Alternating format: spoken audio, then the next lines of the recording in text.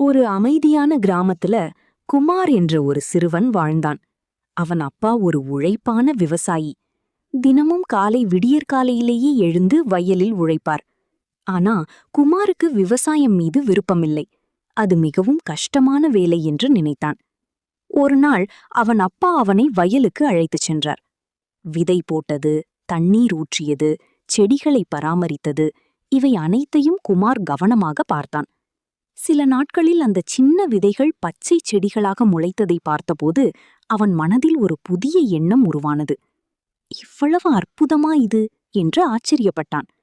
அப்பா மெதுவாக சிரித்து, நாம் உழைத்தால்தான் இந்த உலகம் சாப்பிடும் என்று சொன்னார். அந்த ஒரு நாள் குமாரின் வாழ்க்கையை மாற்றியது. அதன் பிறகு அவன் அப்பாவுடன் சேர்ந்து மகிழ்ச்சியாக விவசாயம் செய்ய ஆரம்பித்தான். விவசாயம் ஒரு வேலை மட்டும் இல்லை, அது உலகத்தை வாழ வைக்கும் உயிர். லைக் பண்ணுங்க, ஷேர் பண்ணுங்க, சப்ஸ்கிரைப் பட்டனை கிளிக் பண்ணுங்க. உங்கள் கருத்தை கமெண்ட்ல சொல்லுங்க. தேங்க்ஸ் ஃபார் வாட்சிங்.